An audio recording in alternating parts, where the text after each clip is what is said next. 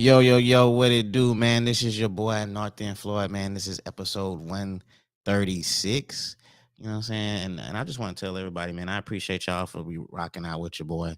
I appreciate y'all for supporting the platform, for sharing, for even commenting on the show. You know what I'm saying? To get to 136 is um, it's a big achievement because, a lot of people that do podcasts, they tapping out at the episode 3, 4, 5, 6, you know what I'm saying? So to make it to 136, what I'm saying? It's kind of dope. So I appreciate y'all for, what I'm saying, supporting your boy and rocking out and all those good things, man. But today, what I'm saying, we're going to talk about, something that's very important. This is Mental Health Awareness Month. If y'all didn't know, now you know. And so we go be talking about like, some mental illness, depression, all those things. I know you be seeing people on Facebook post certain stuff, and you see that they're going through it and stuff like that. So we're gonna talk about that, man, because sometimes instead of you know um, shouting out things, to Facebook or to certain social media platforms, maybe they need to talk to a therapist or somebody in that professional setting. So today, my co-host today, what I'm saying, Miss TR Eve, Miss Trina. How you doing back there? What's good with you? Hey, how you doing? I'm Yeah, good. man. I know y'all usually see her on the show, you know what I'm saying, via social. But man, I got to come kick back with your boy, man, and stuff like that. So, we gonna have a good time. We're gonna have a good show. And we're gonna talk about, mental health. I know we're usually talking about relationships along those lines and stuff like that. But mental health, saying death, depression, and all those things, a relationship can that impact that? We go find out. We go talk to the professional to see, what I'm saying, what she thinks about all that. So um Miss Trina, is it okay if people have questions about mental health or particularly about their situation? Can they ask you during this show? Do we have time for that? Yes, we have time for it. I mean, if I can answer it, I will. If it's something that I feel like is not appropriate to answer it out loud, then I'll either give a general answer or just advise them, like maybe catch up with me afterwards or something like that. Yes. So as far as this is mental health month, right? Yes, it is. Um, one of my one of my questions, well, it wasn't really a topic and stuff like that, but um, how do you feel about mental health getting like the acknowledgement and the awareness of it? Do you think like people are still sleeping on it? Society is still kind of not embracing it? Yes, I do, but I also believe that we're better than we were before. It's just a matter of like knowing that we have so much more to go, like far as like how where we need to be, but we still are doing so much better. So I'm excited about it. Actually, I appreciate the fact that it's not as taboo as it used to be. It still is, but it's not as taboo. So we still got to keep, promoting it, doing things like this, having the shows, rocking the merch, mental health awareness, trying to just put it in people's faces and keeping it in people's faces. This is May, and I've said before, it is Mental Health Awareness Month, but mental health is year round, right? So Mm. we turn up. We a lot of emphasis, and many parties that typically don't necessarily engage jump in and engage as well, and we appreciate that as a field, but we do this year round, and so it's just a matter of just trying to use this time when it's highlighted to maximize the exposure and the promotion for the awareness, and hope that that'll carry out through the rest of the year. Now, as far as like mental health awareness, um, I see you have a brand. I see you have a clothing. And what is that clothing particularly dedicated to? And what's like the inspiration for the brand that you got? Because I sport the brand. I'll be rocking some shirts, but you know what I'm saying? What's that all about though? So basically, pop psych is a play on the words popular and psychology. And so the whole purpose is to try to promote mental health awareness, which is the mantra. And so the whole premise behind it was, I know that we, especially as a culture, we tend to express ourselves through our fashion. And so I decided that I would try to find a way to make talking about mental health fashionable. So, in other words, let's plant some seeds. So, everybody may not necessarily be ready for therapy, but I might be able to just remind them to keep it on people's minds, because that's the main thing about it. If you notice, whenever something big happens in the media, the community, everybody's on it until the next thing happens. Mm. So that's one of the reasons why I decided to go with fashion. And we have fashion and we have other, items as well. But the whole point is to keep it in our faces, to keep mental health being talked about. So it's not treated like an incident or just, uh something that's temporary, or something like, it's something that is constant, it is important, it is necessary, and it is health, it's a part of our everyday life. Mental health is never not a part of your experience, and so we have to start treating it as such. Yeah. So every, you know, breast cancer, is pink, and you have different kind of colors and stuff like that for, particular things. Like, what's mental health color? You know what I'm saying? So I'm how rocking it right now. it's green. Yes, the mental health awareness color, the ribbon for it is green. And so you might see a lot more green around during this month for that reason. It is one of the reasons why I did pick this color. I want to say might have actually been last year. I mean, time has passed, but it Mhm. was actually last year. So hey man, so support, if y'all want to support mental health awareness month, y'all need to start like doing those green hearts and green ribbons, because we all know somebody that's going through, mental health and things and such that nature.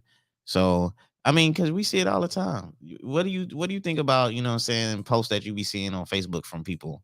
Because people, they always going through something, and they be putting their feelings on the book. So um, how do you feel? I know from a professional side of you, you can't really you can't really dive in deep, but like, how do you feel about that? People just reaching out and social media trying to, get help. I mean, the thing is, I see it as, you know what, if that person cries out for help in that way, I prefer that they do that than not. And I know that is annoying for some people. They feel like they're playing, they're crying wolf, and that they're not serious. But I feel like if all a person needs to stay with us is attention, then I don't have a problem with giving it to them. Now, there is a limit to it. Let's be very clear. Mm. But it's just sometimes that person is crying out, and if you are not completely 100% sure that that person is not going to necessarily do something adverse or negative to themselves, then err on the side of caution. Mm-hmm. You know what I'm saying? And so we like to do what they call the warm handoff. So if you know someone is potentially in danger, then you don't leave them by themselves, but you pass them on to someone else. The warm handoff. That's what it's called. Yeah. Okay. All right. Yeah. You don't leave a person without support. So you stay with them essentially. And you can do that with your loved ones as well. Like if you were to call for help, you stay with them until someone comes. So on Facebook, what I typically do as the warm handoff is, I'm gonna tell you something. If we friends on Facebook and you post something that comes up on my timeline that looks like you may be ready to engage in self-harming or completing suicide, I will tap Facebook and ask them to check on you. Hold on, you can hit Facebook up and let them. Yes. What Facebook gonna say? So basically, they give you options. They ask you if you would like for them to check in on that person. They ask if you would like to help with how to check in on that person and stuff like that. So you can go to it and you report the comment. So I know a lot of people tend to report it for other reasons. I think you might have spent a little time in Facebook jail before. I spent a lot of time. Hey, can you put the mic a little bit closer? Can you hear me? Yeah. That's better. Okay. Sorry. So it's the same way, but they ask you why. And so there's an option that says self-injury or, suicide, something like that along those lines. And so it's not I got you. It's not to get the person in trouble. It's not a trouble thing at all, but they will check in with them because I feel like, one, I can't save everybody and I don't even want to do that because then I won't be on social media because that'll make me feel like I'm liable if I don't do something as a professional. So that's the weird part for me, unfortunately, is that I am a professional. And if I see somebody indicating they want to hurt themselves, I won't necessarily get in trouble off the top, but it's kind of my ethics. It's kind of hard for me to kind of pass that up. You know what I'm saying? So I just kind of report that just so they have somebody check in on them. Miss Belinda George, she asked a question. She said, are there resources geared towards the Black community? Well, the thing about it is, one, I will say a lot of the public resources and whatnot, they're geared to the public, but at the same time there is some indication that it's for some of our less fortunate, for some of our minority members, some of our marginalized communities. We would be considered a marginalized community.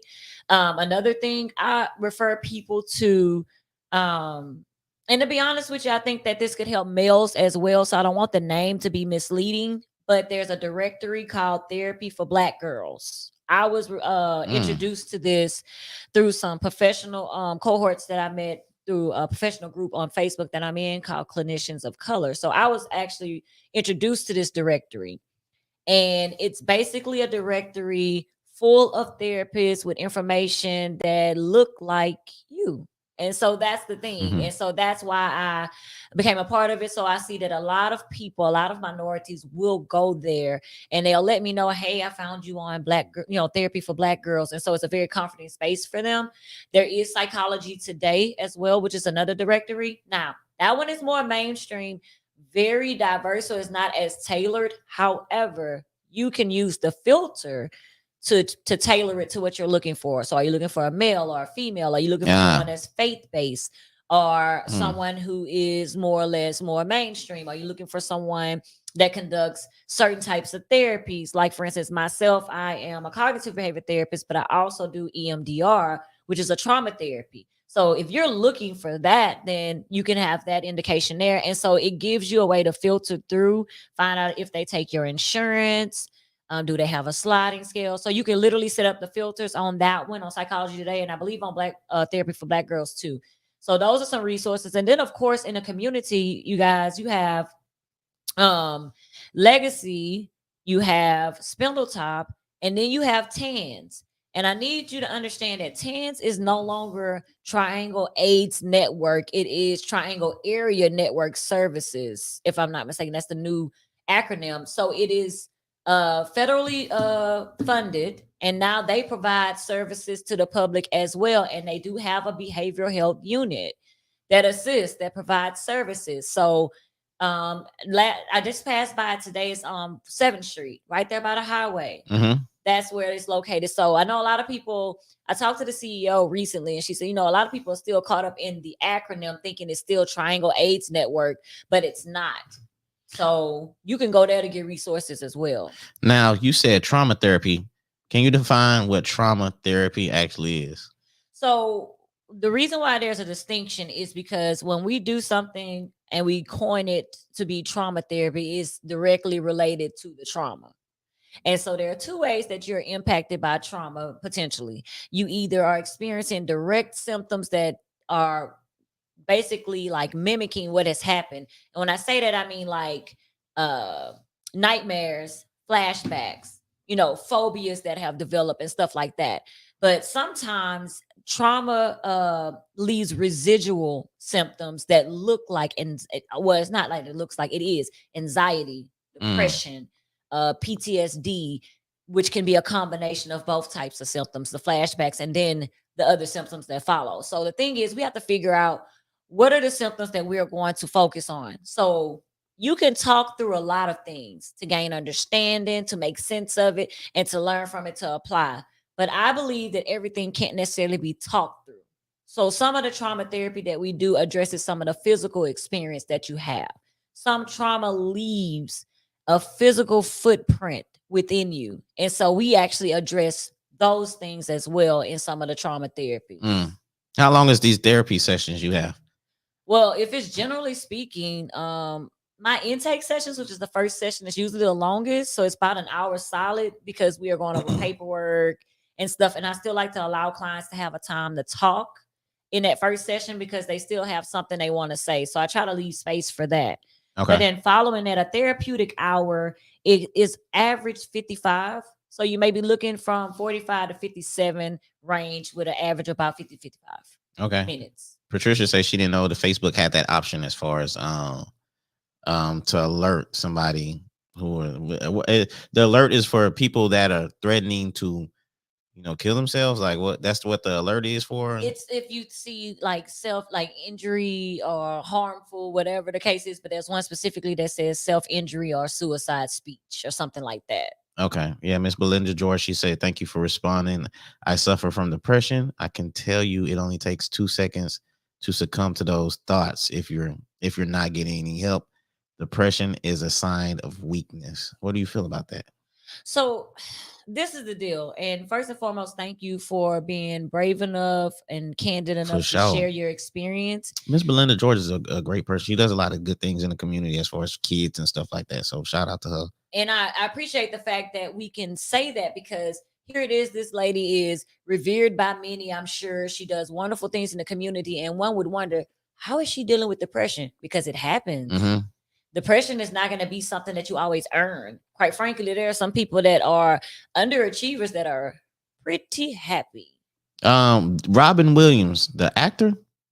Remember he Oh committed. yes. He completed suicide, and everybody was just so shocked. But when you think of comedians, most of them, because I follow a lot of them and things like that, that's my outlet, is comedy, right? Okay. All right. And they talk about some of their experiences, and a lot of them, their funny comes from their pain. So some of the funniest people that you see it's because of their pain. So it's funny because I think about Kevin Hart, because I like Kevin Hart, but I know a lot of people don't like I like him, Kevin and Hart. they say he's not funny. But the thing is, his life has changed. Yeah. He's no longer with his first wife, and Nope. we know that that relationship had its colorful moments, right? So he would, Mhm. use his life for his comedy, and so now people don't necessarily like it because his life is different. He literally is like almost a billionaire. Like he Mhm. has all his money, he's doing all these things, and Mhm. so that's where his life has taken him. And so now it's like, well, that's not funny. You know what I'm saying? Yep. So it's a reflection of their life. But getting back to Miss Belinda, the thing about it is depression is not this poster image of a person downcasted, disheveled, flat faced, and gray all the time. Sometimes it's the person at work that makes everybody laugh, but when they go home, it's a dark time for them. That happens all the time. So Yep. sometimes when people complete suicide, it's like you would think that, or I never knew, or why would they do that? They had so much going for them, and Yep. it's like that is an insensitive interpretation, but I understand why people would say that because you're deflecting your own values. You're like, if I had all that stuff, I wouldn't do it. It's like you don't know what you would do Mhm. at that time, because we're driven by our thoughts. Thoughts come before we feel, before we think. I mean, excuse me, before we act, even if we don't acknowledge those thoughts, right? Yeah. So, like Miss Belinda said, if you catch yourself in a moment, and it reminds me of what's the gentleman's name that used to dance all the time on the Ellen show? Oh yeah. I forgot his name is I forgot it was Twitch or something. Yeah, now that's the one that everybody was super shocked about. And they was just like, oh my God, he had just posted, they went his last post, he posted this, he was dancing and all of that. Mhm. And everybody was like, I can't believe it. But he also had his own personal struggle with depression. There was a beauty queen. I say beauty queen because I don't know if her title was Miss America or if it was Miss USA, but it was a young lady that completed suicide, and everybody was like, oh my God, she was so beautiful. Why was she? And it's like, if you think that looks are going to just be the only thing that saves you from that, you have another thing coming. And so her mom ended up reporting about letters that she'd written, and then people started looking at her old posts, and it was like, oh yeah, it was like, yeah, she had been dealing with depression for a long time. So I just say that if you find yourself uh dealing with depression, then I would say identify what your triggers are.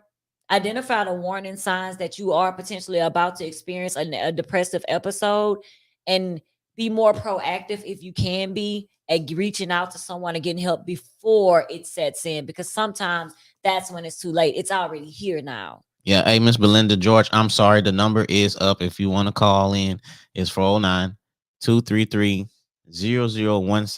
If anybody want to call in, if y'all got a question about depression, mental health, mental illness, love loss, all them kind of things. If y'all have a question or whatever, feel free to call. You don't have to say your name.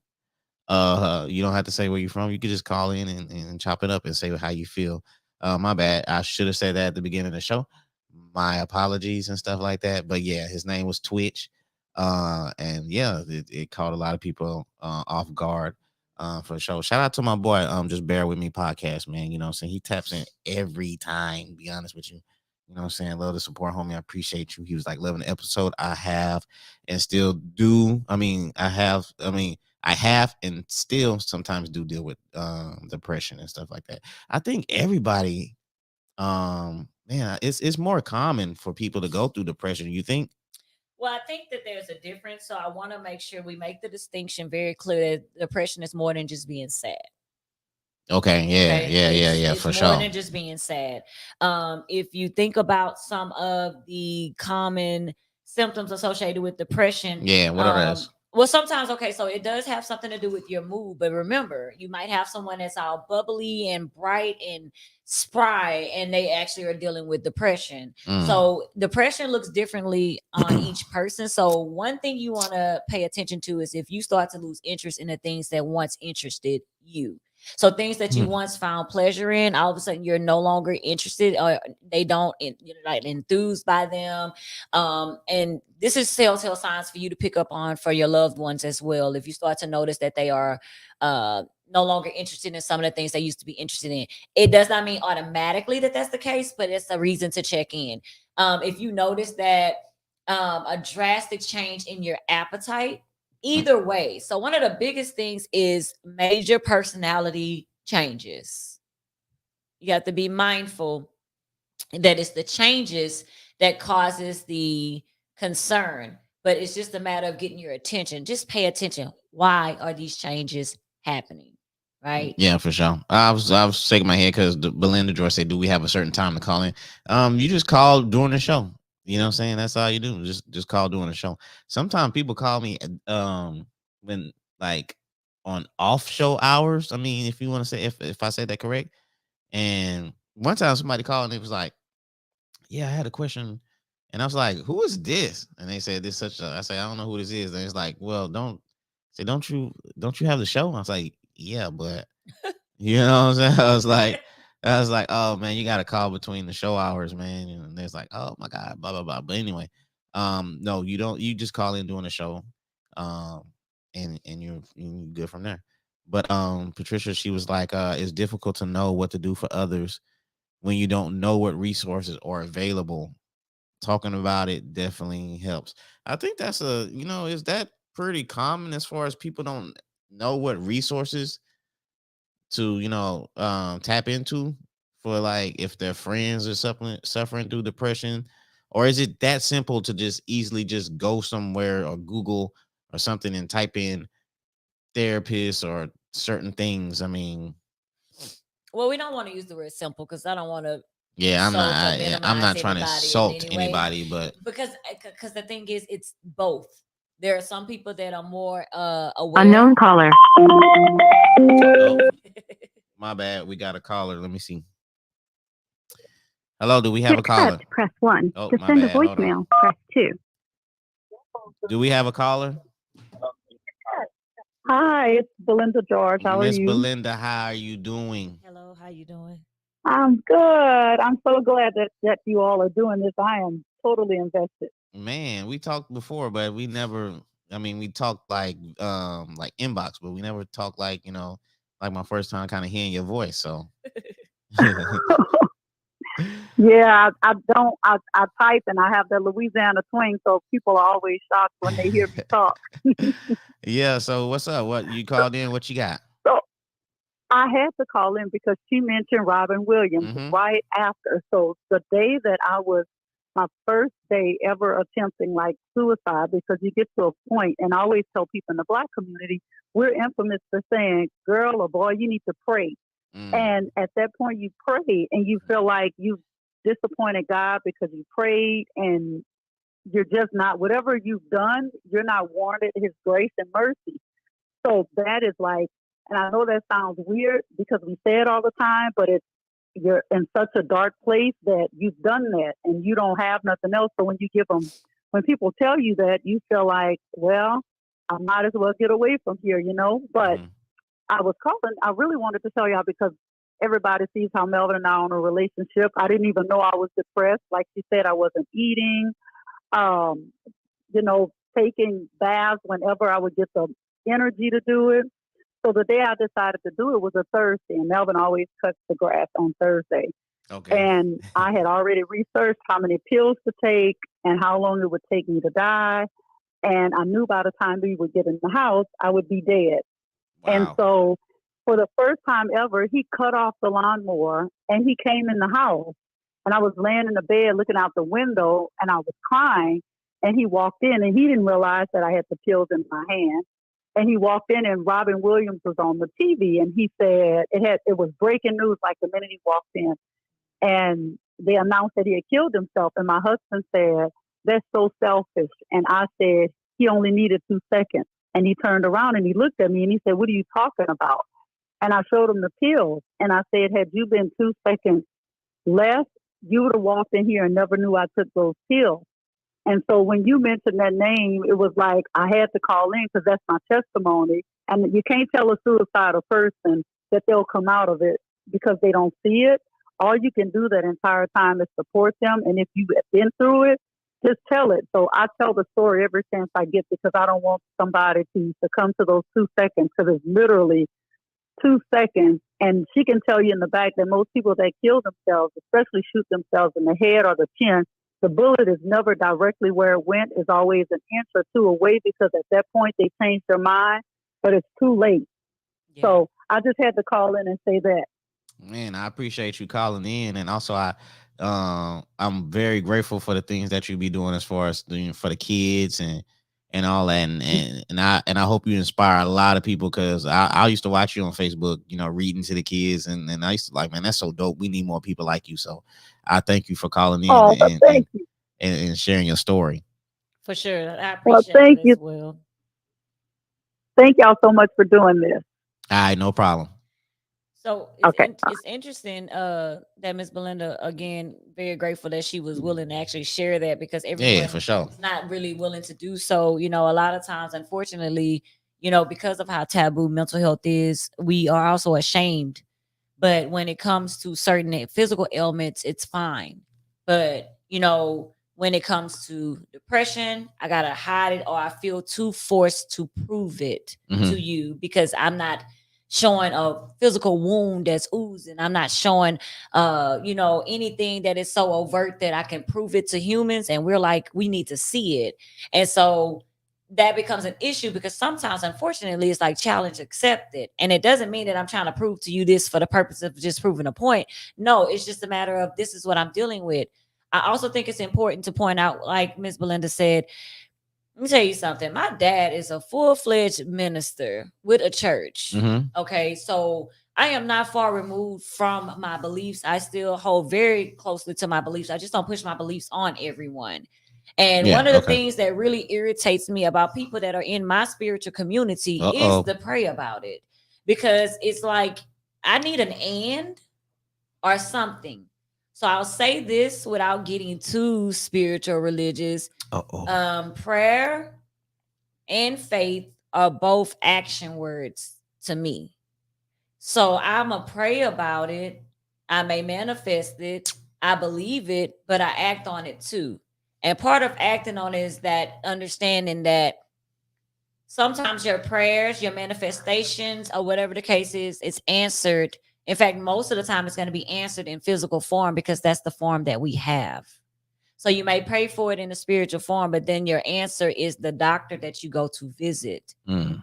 the Mm. therapist that you go to visit, Mm. the circles, the people that cross your path, because you're praying for those types of individuals to cross your path. So now you have people that cross your path that actually value some of the things that you value, or they respect some of the things you're going through. And so now you have those avenues. So we have to understand that our prayers are answered through manifestations, through resources and opportunities and Mm. individuals.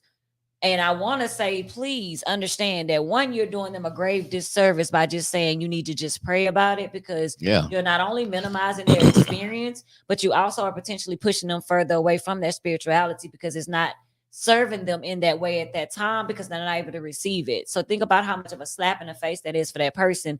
You are Yeah. saying that as, and we've said this before, Floyd, you're saying that as if you know that they haven't prayed yet. Yeah, exactly. Yeah, like and sometimes they keep praying and praying, and it's like like I keep like they're saying I am praying, and then like then now they're looking for other answers. Or ridiculing how I pray, like you were there.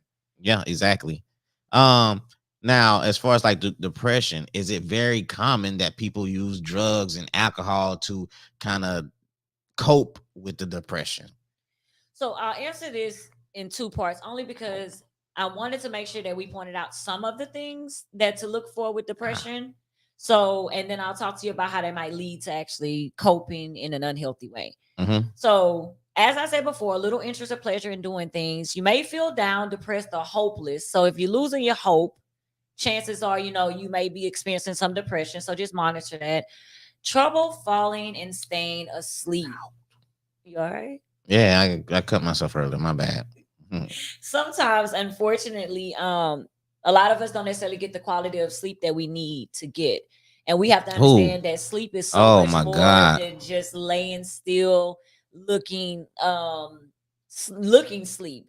There's a looking process. sleep. Well, yeah, because there's a whole cycle that we go through with sleep. The stage 1, 2, 3. You have your REM sleep, which is your deep sleep, where dreams and Mm. things are happening, right? Okay, yeah, explain that. Yeah. Okay. So when you sleep, every stage has its purpose. So the first one is about the first 7 minutes, and you're going to be easily awakened. Hmm. And then the next one lasts about an hour, and you can still be awakened easily, but not as easily as first. So you're just getting deeper and deeper into your sleep. Mm. And then there's a certain sleep that you get to where you're deeper, your breathing slows down because that's a part of it and everything is kind of relaxing. So that your heart rate and that system that keeps you going, all of that time gets to a point of relaxation, deep relaxation. When you get to REM, which stands for rapid eye movement, that is where if you've ever seen someone sleep with their eyes open and their eyes were doing Oh man, that's this, scary. that is because they were in rapid eye movement sleep. Their eyes were doing that. And so Damn. that's when we have vivid dreams and your memories are being created at that point. So you go through everything you go through that day, and then your mind actually stores those things at the end of the day. So if you ever realize you're recalling things incorrectly, or you don't remember things very much, or you're losing some of those things, sometimes it's because of your sleep. That particular aspect of your sleep is not efficient. You're not getting to that stage, or you're not staying there long enough to store.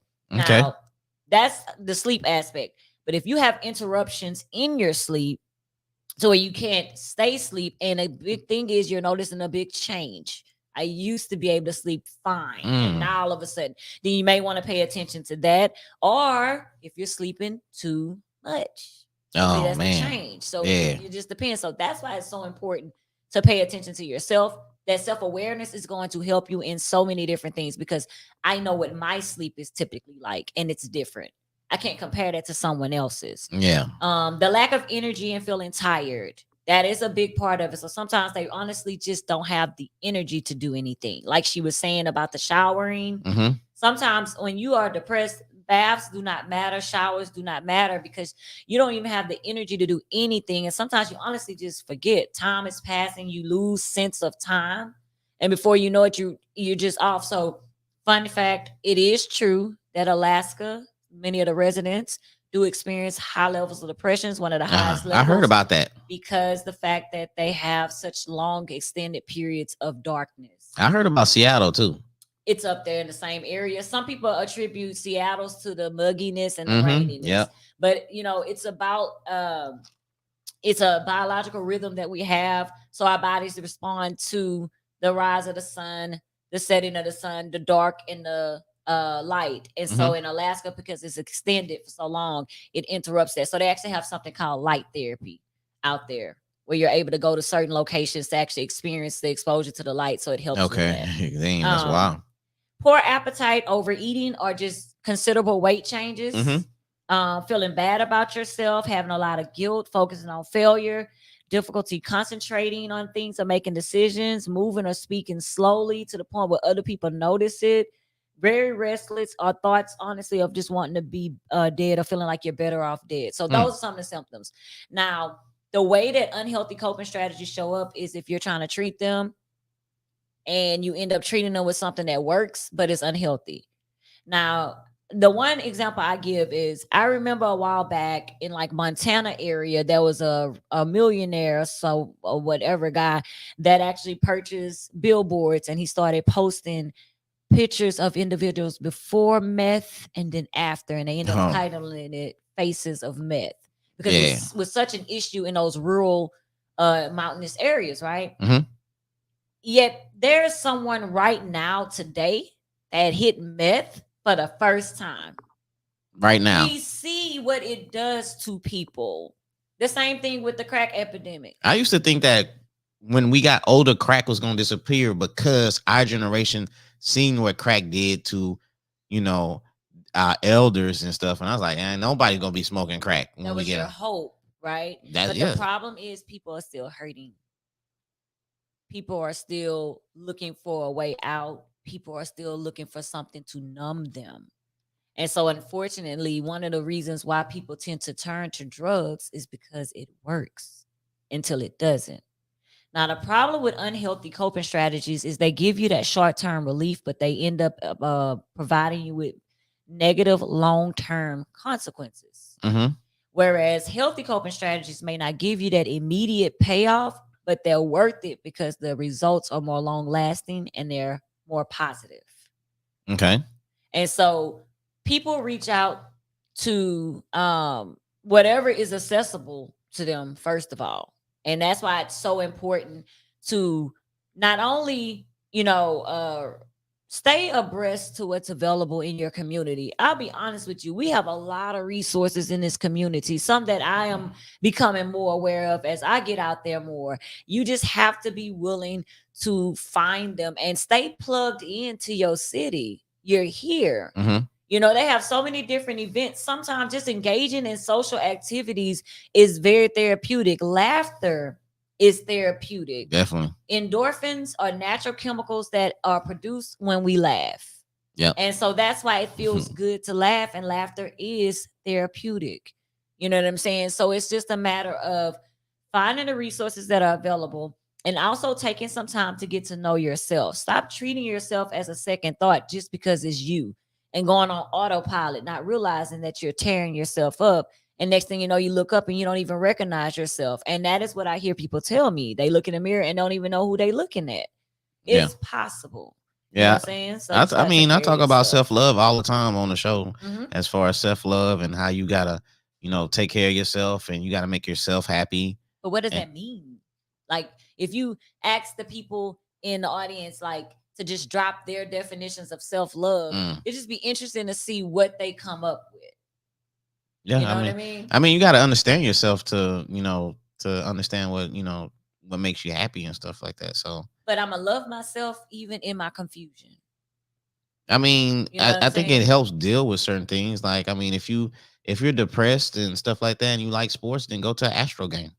Maybe that might help you up. Maybe they might cheer you. You know what I'm saying? If you like to work out, you're depressed, maybe you need to go work out and stuff like that. I don't know. I just think whatever that person might like or be interested in, you know, like you say, maybe like getting out the house and just go and do something can help them, you know, be at a better place. Yep. There is a concept known as opposite action. So, not to go too deep into it, but the premise is if you are feeling a certain way, a negative feeling most likely, and you realize that it does not match the situation, it Mm-hmm. doesn't mean you don't still feel it. Mm. That's the thing. So understand that your feelings may not match the situation, but you still got to address them. So when I realize that my feeling does not match the facts, then I can engage in something known as opposite action. So what I would usually do when I feel this way, I'll do the opposite. So if I'm feeling depressed or sad and I normally isolate, close up in a dark room, close my shades, turn my phone on do not disturb, turn the Mm. TV off, don't eat, and all of that, then I'm gonna do the opposite of that. I'm gonna actually reach out to somebody myself. I'm gonna go sit on my porch. I'm gonna open my blinds because what that's going to do is that's gonna help you change how you're feeling. Yep. So, Hey, that's it. Black people, we love sitting on that porch for sure on everything. Hey, man, I could sit in the backyard on the back porch, if you want to call it a back porch or whatever. But I could sit in the backyard for a minute, man, and just chill, just zone out, and just think about things and stuff like that. It's almost therapeutic, to be honest with you. it is. I wouldn't even say almost because vitamin D from the sun actually it Um, affects your mood. So yeah. it's actually a mood booster as well. Okay. Hmm. Okay. So I want to say this at the beginning, but as far as mental health, what is the exact definition of mental health? So because people talk about mental health and people, I think it kind of goes over their head. So what exactly does mental health mean though? So okay, so first and foremost, I'm gonna be honest with you. Um, in my opinion, mental health means health, right? Yeah. Because it's very hard to split hairs. Because if my mental is not intact, it doesn't matter how well my physical is. And it's the same way as if my physical uh is not, if my physical is not intact, then it's going to be hard for me to be focused on being positive and, managing my mood when my energy is going to trying to manage my symptoms. You know what I'm Hmm. saying? But when you're dealing with mental health, you're dealing with anything that is associated with your way of engaging with, interpreting, and responding to your experiences. That can include your thoughts, your feelings, your behaviors. It also has some biological components to it. So, we're thinking more of the organic symptoms or causes, like when you have maybe an issue with your serotonin levels, your dopamine levels, your body's ability to produce those things or maintain certain levels of those things. When you have adverse chemical chemical issues as far as like hormones and things like that Hmm. that have effects on your ability to manage yourself, what you feel and so forth, right? So it's encompassing all of those things. So when you talk about mental health, it's the well-being of your functioning in your life. That's the way that I see it. Okay. All right. We got another question, Miss Stephanie Nicole. Shout out to you, Miss Steph. For sure. She said, "What are your thoughts about antidepressants?" Okay, so here's my thing. I am an advocate for medication when necessary, but I'm not an advocate for medication alone. So you either do therapy and medication or just therapy. But I do not believe in medication alone simply because there's no magic pill. You have Mm-hmm. to learn how to manage yourself.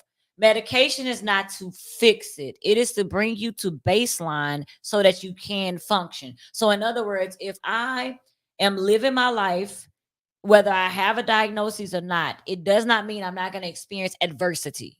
So we have to understand that mental health and it doesn't always, your life is not perfect, period.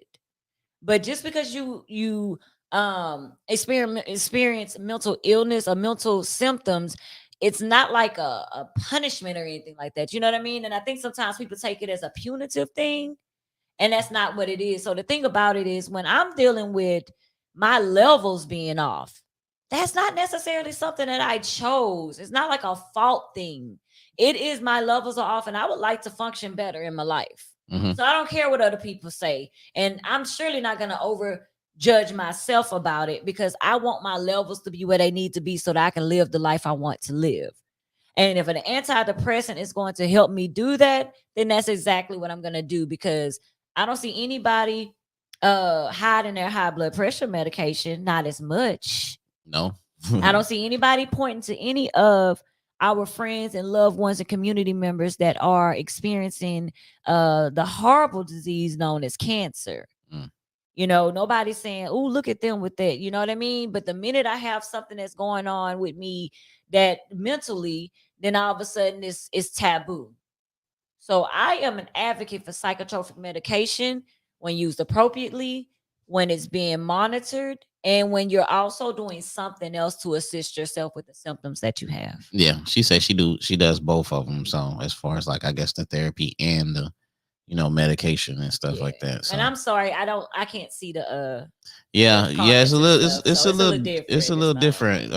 Having it's kind of like when you go to a football game and you used to seeing the commercials and stuff like that. But I mean, when you're not at the football game, but when you go in the football game, you don't see no commercials and all that. So it's a little different on, what I'm saying, as far as having. It's cool. Yeah.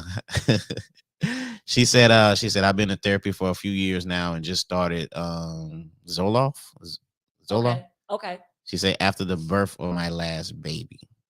Gotcha. Okay. And the thing about it, what I always encourage my clients to do is to keep a med journal. And what Okay. that is basically you're documenting how did you feel when you took it. You're processing that and just keeping notes on that. You're documenting how it felt right before your next dose. Mm. If it's PRN, which is as needed, you're documenting what circumstances led to you taking it. And that way, when you go back to your prescriber and they're asking you how are things going, you don't have to try to remember all that, because sometimes you get in front of them and it leaves you. You walk out of there, pay your copay, and you're like, oh man, Yeah. you know what I mean? So you have that med journal. They ask you questions. You can read that to them and you can say, here, this is all the information you need. Now, not to interrupt you, Uh-huh. the journal that you're coming out with, is that the same thing? What's No. that? So I actually am dropping. You're so funny. I am dropping an interactive journal. Mhm. I'm very excited about it. It's going to help you with quite a few things. It's going to be useful when you're setting goals. So your 30-day goals, your 60-day goals, your 90-day goals is going to also help you with formatting what we call SMART goals. SMART goals, that stands for specific, measurable, attainable, relatable, and timely.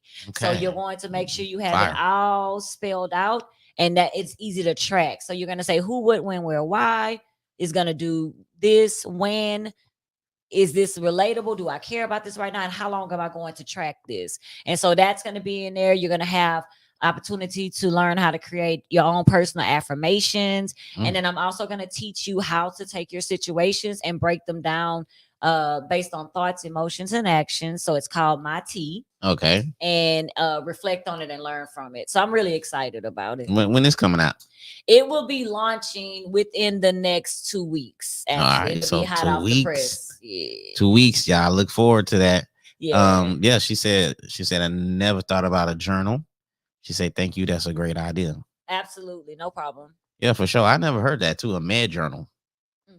So I actually we developed that when I was working in crisis, because you would have people that were in and out of the hospital and you're talking to all these different people. It's not always a consistent doctor because you're in the emergency room or you're in inpatient. So here it is, you're having to tell all these different people what medications you've been on. How did it work for you? When did you switch to this one? How did that work? And so forth. So that can be hard to remember.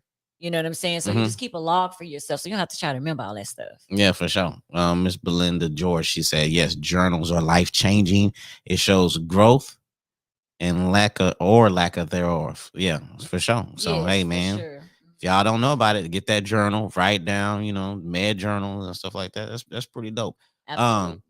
How do you feel about as far as like they say, I did a little research. So they say like 1 out of 5 people has a mental illness. Uh-huh. And what age do you believe in that? And do you believe that? And what age does that start? You know what I'm saying? What age do you start looking as far as somebody having a mental illness? So first and foremost, I'm not gonna say I don't believe it per se, because the thing about it is what I did find is that anxiety is the most commonly experienced mental health disorder across the age 0 to death. From And 0 to death. yes, it's the most commonly experienced one. Okay. And the sad thing about it is, even though it's considered the most commonly experienced, it's still drastically underdiagnosed. So it's like a lot of times we don't have the verbiage to express what we're experiencing. So when we were younger, we might have heard someone say, my nerves are bad. Yeah, for sure, all the time. You're getting on my nerves. Yeah, your mom. My Y'all getting on my nerves. You damn Last kids. nerve, right? Yeah. And that's an indication I'm anxious, I'm overwhelmed. My last nerve. You know what I mean? I am to my breaking point. I just, I'm uncomfortable, right? Yes. But when it comes to a mental health diagnosis, it really depends on what the mental health disorder is. We are mindful to not diagnose personalities disorders too early on. And the trajectory with some children, for instance, you may see a child that ends up being diagnosed with conduct disorder.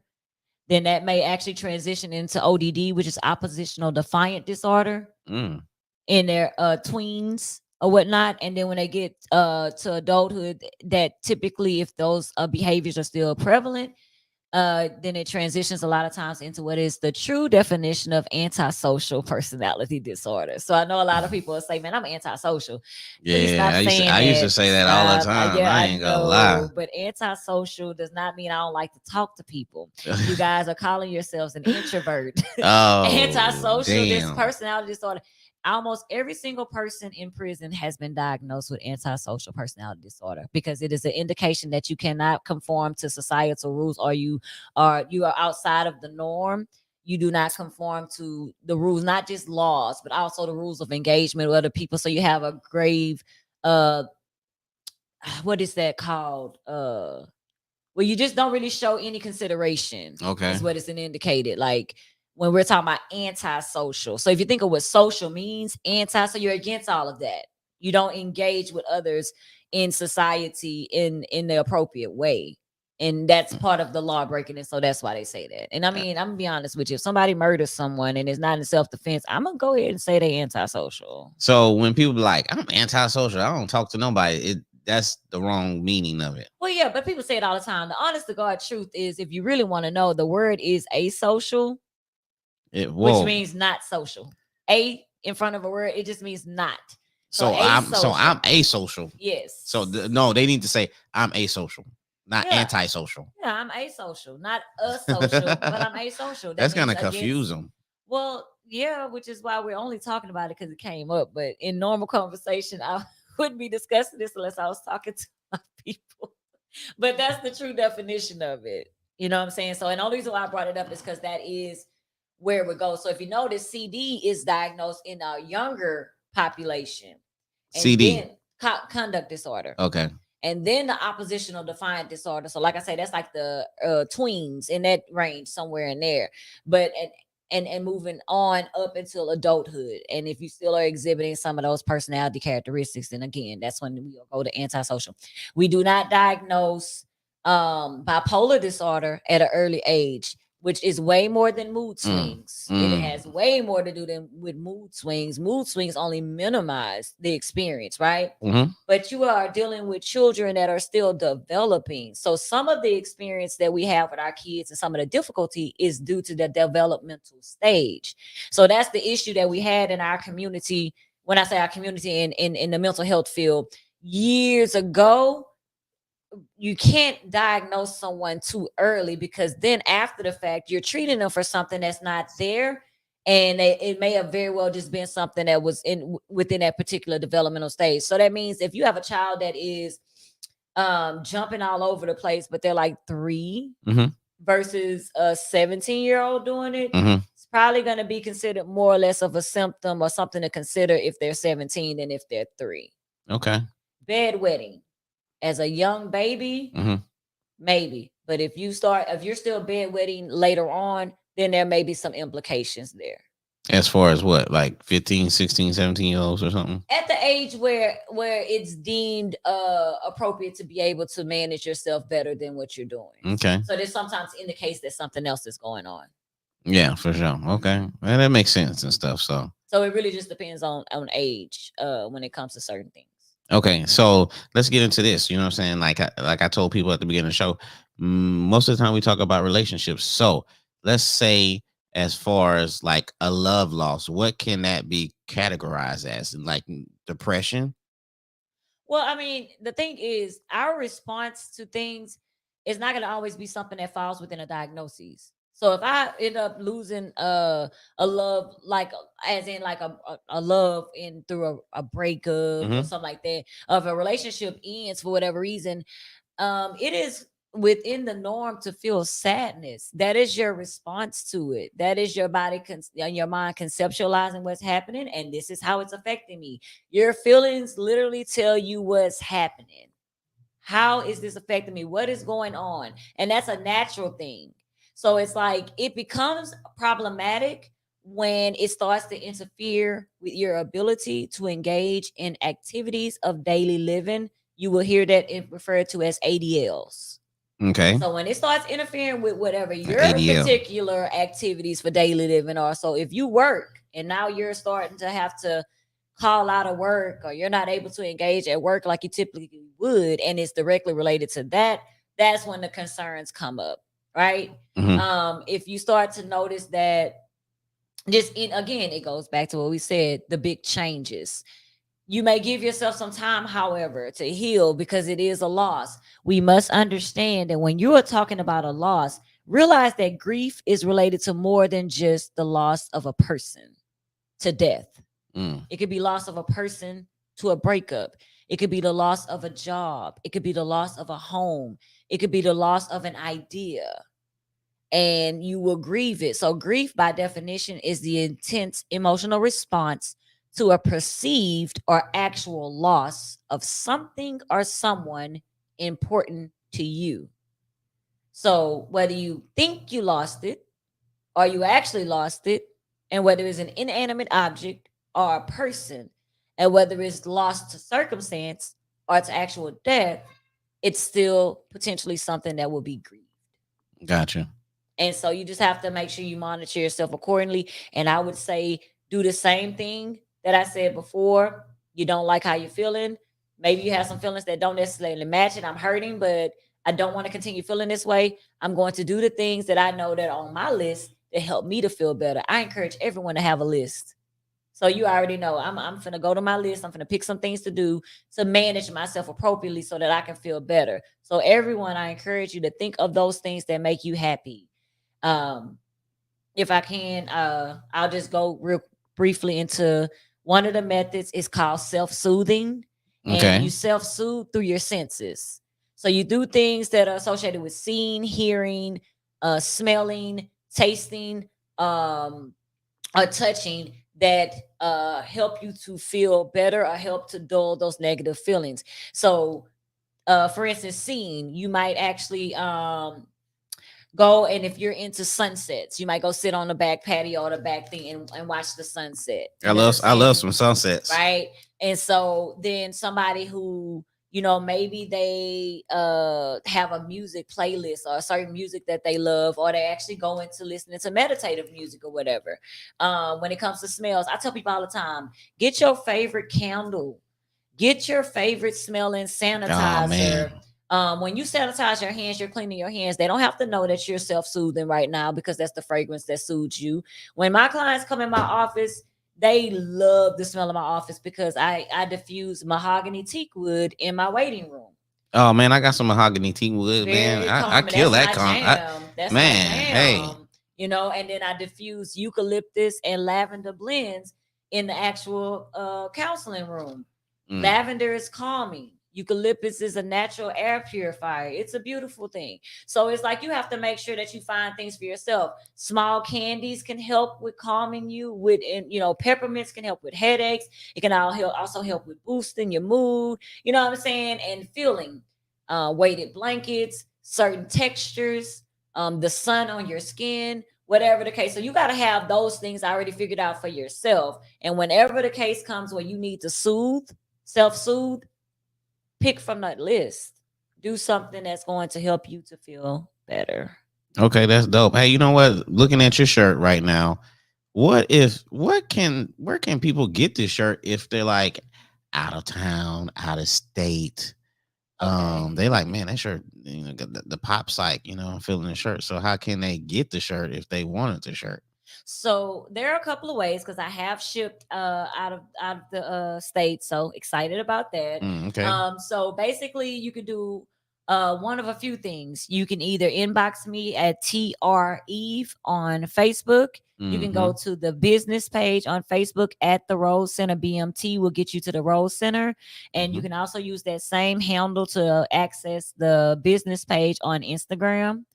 So that's three ways. You can tell Floyd, and I'm sure he'll tell Yeah, for sure. me. Just hit me up if y'all want a He'll shirt, and let me I'll know, let her and I know. will ship it to you wherever you are. We'll discuss that between us or whatever the case is. And that's pretty much how you get in touch with me with anything. Just Yeah, yeah. just check her page out. She got different uh colors on the shirts, different designs on the shirts, and stuff like that. You got long sleeve, you got sweaters. Yes, we do have a long sleeve. We have a sweatshirt. We just dropped a new shirt that is on my page as well that focuses on healing. Mm. And the caption is healing looks good on you because healing looks good on everyone. It's a one size fits all. So at the end of the day, you know what I'm saying? I wanted to make sure I put that out there because it does. It's very complimentary. It gives you that shine, that glow that people ask about because healing is so personal. Mm. You know what I'm saying? And it's so Talk unique, to him. but it is so valuable. You know what I'm saying? So I just want to encourage people. Remember, that's the whole point. So that's why Mhm. that shirt has been launched. And then we have another one that we're dropping at the end of the month to close out Mental Health Awareness Month, and hoping that that one will be um that at that time we'll have the journals, and we're also going to be creating mental health kits. So Man, how excited does it about that. feel? You know what I'm saying? Doing all these things for like, mental health, the shirt. Cause I remember, when you dropped the first shirt and now you got like, you finna have like a whole lineup of like 10, 12 shirts, sweaters, everything. So, how's it feel from starting to like now? Because I mean, hey, the growth is crazy. I mean, it feels good. I'll be honest with you. I don't tell any of my clients or anyone anything that I would not take into consideration myself. So, Mm-hmm. um, it was a goal that I had. It was and I basically set the goal. My goal is to promote mental health awareness no matter what, and so I just look for ways to do it. But the other thing is, whenever I have energy, no matter if it's negative energy or whatever the case is, I try to channel that energy. And so what's been happening is, you and I have discussed about recent things that have occurred, and I don't have a problem with saying it or whatever, but I did lose my grandmother, Mm-hmm. and that was a lot, right? Mm-hmm. I literally took all of that energy and transferred it and birthed like 5 or 6 different products. Mm. So that's really what it's been about. This particular company has been helpful for me because it's been therapeutic for me too. Okay. You know what I'm saying? And sometimes that's what it's about. So yeah, it's been a journey. It's nowhere nearby where it will be, but it is truly a blessing to be able to go into the community with something, to have people respond to your stuff and with excitement and things like that. For sure. So yeah, it's been a journey, but I'm enjoying every step of it. I had a close friend of mine who I consider my brother. He hit me. He was like, how do you stay positive, stuff like that? And I say, man, you just got to be grateful. Mm, You just got to be grateful, man, because mhm. it can always be worse. And I was like, and so I started saying, man, think about how we was 10 years ago. Thinking about that position we was in then, and how we was talking about, if we did certain things, how it can forward our life. And I say, look at us now, bro. Like, look at the growth and understand, how far we came. So you just got to be grateful, and you just got to be positive. You just have to have that outlook. You know what I'm saying? Knowing that, you just got to be faith. You have faith, and you got to be consistent, and you just got to believe. You know what I'm saying? And that's the thing. You just got to believe in yourself and believe in your goals and your visions and stuff like that. Because self-doubting yourself is not gonna get you to where you need to be. If you Yeah. constantly self-doubting, if you're not sure of yourself, then you already like, punching yourself in the gut when it's time to, when you're trying to achieve those goals and dreams and stuff like that. So But it's hard for some people sometimes because you're still cleaning true. up some of the things that you've experienced in your childhood and in the past. Yeah. So you're still trying to overcome that because the unfortunate thing is that a lot of times some things are said in our childhood, and especially in our generation and before, that they honestly did not believe was hurting us. The whole premise of sticks and stones may break my bones, but words would never hurt me is the biggest lie that was ever told on the playground. Okay. So the fact is, there's a lot of people that are still trying to heal from things that people who love them said to them, or people who they felt Mm. like was supposed to love them said to them. And then the other thing is, it's like we have to understand that gratitude. I appreciate you bringing that up because that is definitely one of the strategies used to counter negative emotions. So Mm. there's an activity that we do at the office where it's action activity from a book that I got on cognitive behavior therapy and mindfulness. And the whole premise of the activity is that if you're in a specific mood state, whatever memories and experiences are associated with that mood, are more easily accessible. So sometimes you see a moment go from this to this and you don't understand why the feeling's growing. It's Mhm. because you're being flooded with other incidences that induce that same feeling, and now you're experiencing all that again. So the whole point is to engage in gratitude, acknowledgement. You make a list, you refer to it every day and meditate on it, because whenever you're in that mind state, just imagine the memories and experiences that are gonna come and flood your system then, and then it's gonna have you in a more positive mood space. So that is definitely a strategy for being proactive as well as reactive to negative emotions. And then the other one you brought up is actually one of the skills associated with distress tolerance, which distress just simply means too much stress. Mhm. And so one of them is comparison. So you can look at either someone else's circumstances, not in a way of putting them down, but understanding, as you said, it could be worse for me. And the other thing is to compare it to another time in your life where it wasn't what it is now. And you realize that it may not be what I want it to be, but it's not what it was before. And so that too can motivate you to keep pushing. Okay. Courtney, she a little late. Courtney, we didn't already talked about the journal. She say stay tuned. She's about to drop a dope journal. Prayers and blessings on your journey. We talked about that. That's all right, Courtney. I The appreciate it, Courtney, boo. she had to reiterate, what I'm saying, that you was dropping that journal. So we appreciate that, Court. Shout out to you for tuning in, tapping into the show for sure.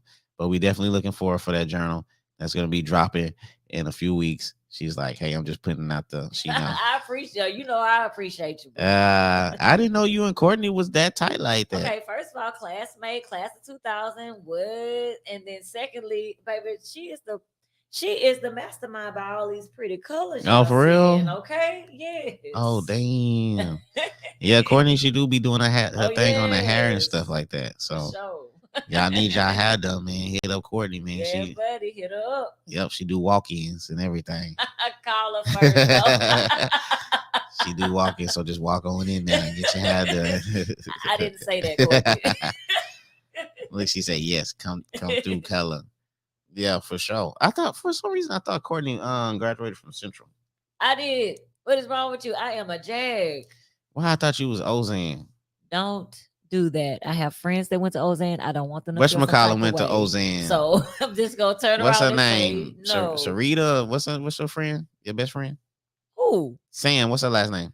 You talking about my god sister Sinitra? Yeah, Sinitra. Okay, Sinitra and I went to school pretty much for the whole entire duration of our lives. She went to Central too? She is a whole jaguar. Oh, snap.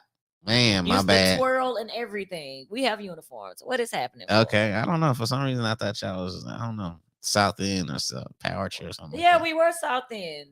Well, how the heck? And we still South End. But the fact of the matter is, that was the biggest issue with Central. They put the South End and the North End at the same school. They did though. It was like make it work. Yeah, they was pretty wild for that. Yes. You know what I'm saying? So, yeah, it was some wild times doing those. But we made it. So. Yeah, for sure. I don't know why. But anyway, for sure. One of the few things I want to discuss before we get on out of here was as far as with the relationships again, as far as what I have, as far as failed relationships, Okay. Can that really drive somebody into depression? Because like you was talking earlier, man, the relationships hurt when you love and you suffer that loss, man. That could send somebody into a deep depression, especially like divorce and stuff. Okay, so here's the deal. I'll try to explain this with another diagram that I use. So there's this chart that I found that was it's called a feelings explanation chart, and it hits like 6 of our main emotions, fear, sad, joy, guilt, shame, and all that. So there are 3 things that happens. There's a certain action that you tend to do when you feel a certain way. There's a certain thing that you're saying. So that's the communication. And then there's a certain need that's indicated. And so the thing is, whenever there's sadness indicates that there's been a loss and I need to heal. So what I'll typically do when I'm sad is slow down or withdraw. So if you think of the times when you may have lost a person, right? Or if you think of times when you may have experienced some type of sadness, you usually sometimes kind of chill out a little bit. And that gives your body a chance to recover from the loss so that you actually have the wherewithal, the energy, the ability to engage. Because when we suffer a loss, it takes a lot out of us. But do they need to heal? I mean, I know they suffer the loss, but do they tell themselves sometimes they might not want to heal? I don't know if there's a such thing as not wanting to heal and not necessarily acknowledging or understanding that you can heal. I think that a lot of times in our community, many of the things that are considered traumas, there are big T's and then there are little T's, right? And it's all trauma. And we have been taught in our environments a lot of times, and I'm only speaking for myself because I wasn't raised with a silver spoon. You feel me? For sure. Like I'm South End, Roberts Park area, Okay, you know what I'm alright. saying? Shout out to Peace that side, South three End. side, all of that. Oh, I mean, that's where man. I'm from. Hold up. Is impoverished at some times because it's Beaumont, right? We Yeah, know for that the sure. West End used to be considered, Yes. you know what I'm saying? So, I and always, that's what I mean, like yeah. that, and Yeah. so I only use, those terms because I let you know where we at, right? And so the thing about it though is like when you're dealing with experiences, you're going to interpret them through your own experience you've already had. So what happens to a lot of us right now is what's considered normal to us is absolutely abnormal. So we get exposed to other people and we're like, so everybody don't deal with that type of stuff. We thought that was just what it was. It is what it is. That is one of the worst dismissive statements ever, because when you say that, you're essentially succumbing to whatever the circumstances are and saying that I can't do anything about it. It's literally an indication that I'm stuck. And so it's like sometimes we don't know that healing is available because this is just what you go through. Yeah, for sure. A lot of people don't know it's available. And so that's the thing. Now, what I will say about relationships is if you are experiencing sadness, negative emotions, or even grieving the relationship, that makes sense, right? You can do that and still love yourself. The issue comes in when you experience that loss and then you have an issue with the survey of how much you love yourself or how you feel about yourself. You interpret your worth through that relationship. Well, yeah, you're going to have some problems then. But if I can understand that regardless of what, my worth starts with me and everything else is complementary, then when I lose someone, I may hurt, but it won't consume me. The difference is when I don't have a clear understanding of who I am, I don't have a clear understanding of what I want, what I need. The self-love is not real. It's not genuine. It's just a fad or just a buzzword that I hear, but I don't know what that really means. If I don't have those things there, my self-awareness is lacking, then I will most likely have very adverse response to a loss like that because I defined myself through something that wasn't me. Okay. You know what I'm saying? So that's what makes the difference. But if you lose someone, you can feel what you feel because your emotions are teaching you something regardless. So I hope that you're able to learn from it because it'll teach you, if nothing else, this is what happened and this is why it made me feel. If I don't like how I feel, I'm not gonna do that no more. For sure. What I'm saying? So all right. So, the last thing that I wanted to talk about as far as therapists and stuff like that. I see this all the time, and I see people say this all the time. As far as, what do you say about people who think using Facebook is their therapist? Because I seen somebody recently say, Facebook is my therapist. And I was like, like, are you cheating yourself by saying this? Do you really want to get other people's opinion, or do you really want to go to a professional and get properly diagnosed? So I seen this maybe like a week ago. Somebody said Facebook is their therapist, and they was pretty proud of that. So what do you think about that? Okay, so what I would say is that the biggest thing that can clear all of that up is to actually define what a therapist is. Yeah. Okay. Right? Yeah. Because I tell my clients all the time, I don't give advice. Anybody that's a potential client, I don't give advice because your consequences are yours. If it works out, I want you to be able to believe that you are the reason that it worked out because it was your decision. But if it doesn't work out, I also want you to be able to learn from that as well because that was your decision. So I tell my clients that when they enter therapy with me, it's a partnership. I am the professional, but they're the expert. I don't know you. You got to teach me about you. Where are the expert of? They're the expert of themselves. Nobody Okay. knows you better than you know you. All right. No one can answer questions for you that you can't answer for you. If they answer it and you agree, you still answered it. And so the fact is, when someone's like, "Oh, I know you better than you know yourself," cap. You know what I'm saying? Yeah. I don't know what that's about. You know me better than I know myself. Cap. Mhm. You know what I'm saying? Nobody knows you better than you know yourself. So even if Yeah, that's true. you don't know the answer, and I always encourage them, if there's an I don't know about you, find out the answer to it. But I tell them that. So when you go to therapy, you're going to a professional that has been trained. I have studied people longer than, oh Lord Jesus, Mhm. about as longer than for a long time, and that's a part of it. We're always studying. There's actual evidence based practices and evidence based research that goes into our treatment for people. So it's more than just talking to someone. For sure. So I think that if we were just to simply define what a mental health professional is, what a mental health clinician is, what a QMHP is, what a therapist is, that would debunk that. Shout out to my girl Key, man. She says she loved therapy, man. Therapy cool. I be seeing her all the time at Waffle House. I ain't seen her in a minute, but that's the homemate, that's the classmate. You know what I'm saying? One love to her. She always supporting your boy, so I always got love for Key. For sure. But yeah, I mean, I think I think that's just a cry for help when people say stuff like that. I've seen it a few times as far as them saying like Facebook is their therapy and stuff. So, and I think a lot of people are still scared of going to a therapist. Like, can I trust this person with the information and even what they might say, as far as me expressing my feelings, like what's the feedback, because you don't know the feedback, you don't know what they're gonna say and what you might be diagnosed with. So that's kind of scary it's itself. So, what I'm saying? I think it's a little, a fear when it's coming to like, as far as speaking to a therapist. So Well, you have to understand that a lot of times the fear comes from what we've been taught, again, what's been instilled in us. And let me be clear. Um, I'm not just bashing just the way that we were brought up. Our parents, our grandparents, our great parents, they did with the best they could based on what they knew. And to be honest, some decades back, they could not. They couldn't get help.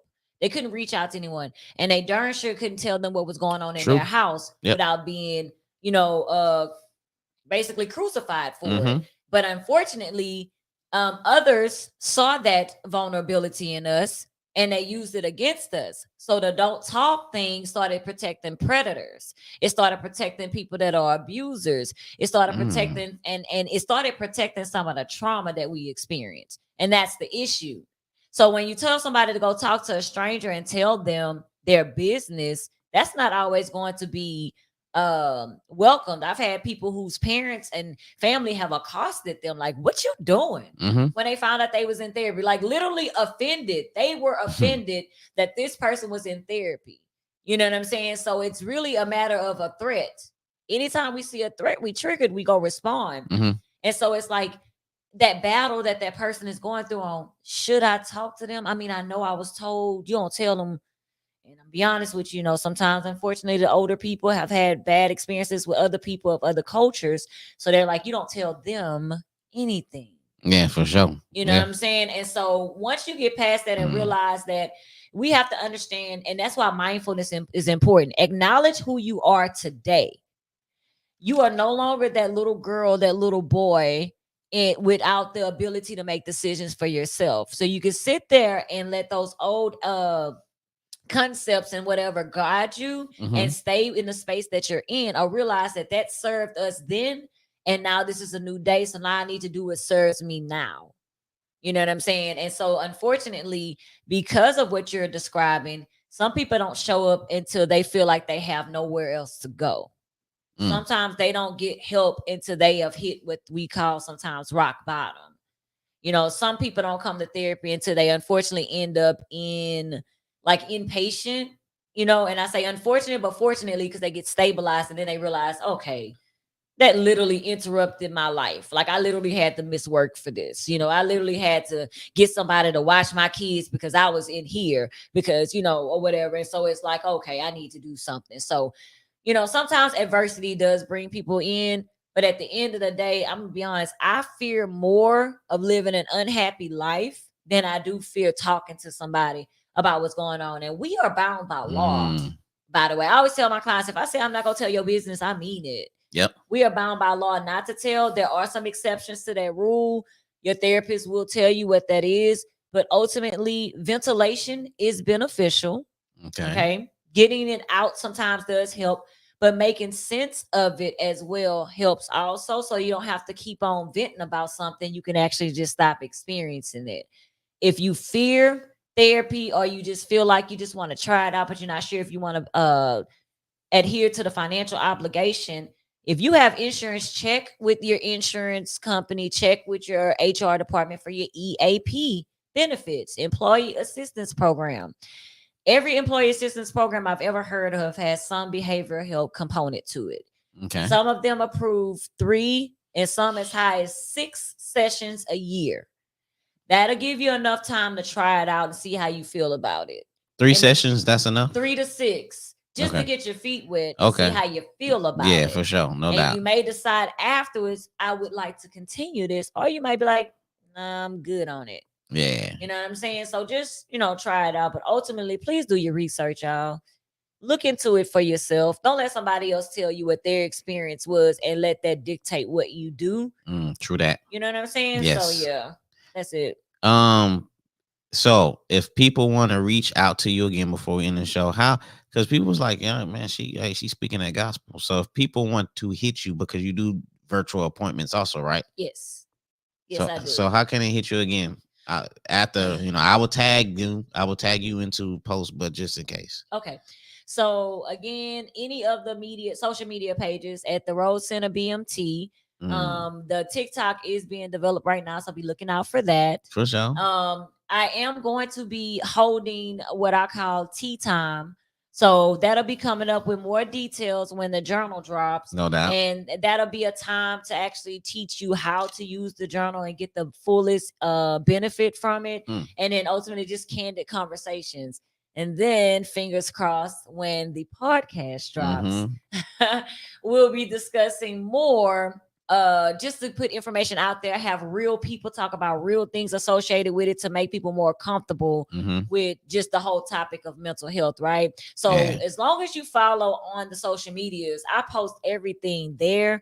But if you want a more professional and private experience, go to the website at www.therosecenter-bmt.com. Again, that is www.therosecenter-bmt.com. So the rosecenterbowman.com. There you can actually join the website. You can fill out contact information and it'll send it directly to me, and then we can move forward through that route as well. I do cash pay and I do accept some insurances as well. Okay. So she only accept all the insurance. Y'all better come with it. All right. There's a lot of insurances out there. A lot of bootleg insurances. We ain't accepting that bootleg insurance, so get y'all insurance straight. That is not what I meant. Oh, okay. My bad. It's a lot of insurance out there. So make sure your insurance and stuff like that is good to go with hers. And I'm Blue Cross Blue Shield. Okay, for sure. Yeah, Blue Cross. Yeah, Blue Cross Blue Shield. Also known as Evernorth. I'm United Healthcare. Okay, all right. That's some main ones right there. You know what I'm saying? But I'm not Aetna. Aetna be tripping sometimes. Aetna. Okay, all right. I don't think I ever had Aetna, but I heard it before or whatever. Yeah, and honestly, and I mean this without sincerity, I do also serve our population that has some of the Medicaid plans as well. Traditional Medicaid, community health choice, any of the Medicaid plans that are associated with Blue Cross Blue Shield, United Healthcare, and Cigna as well. Superior Health Plan, I'm Better. Those are also marketplace / Medicaid plans too. So I am in the mix with them as well. That's what's up, man. Hey, look, if y'all missed any of this show, I always say it. You can watch it on YouTube. You can watch it. You can listen to it on Spotify, Apple Podcasts, iHeartRadio, anything that you can listen to a podcast on, I'm on there or whatever. But if you missed the show, like I said, you go watch it again on Facebook, or you can go watch it again on YouTube and stuff like that, man. But we finna get out of here. We appreciate y'all for tapping in, for asking the questions. This is Mental Health Month. So, man, y'all just pay attention to your friends, y'all family, keep in check and stuff like that. And if y'all have any more questions, then y'all could just hit up my co-host Trina, and you can hit up a page and y'all could just rock out from then and there. You know what I'm saying? So anyway, man, I appreciate y'all. I hope y'all have a great weekend. And we gonna be doing this again next Friday. You know what I'm saying? So tap in with your boy, man. Y'all be safe, y'all be blessed.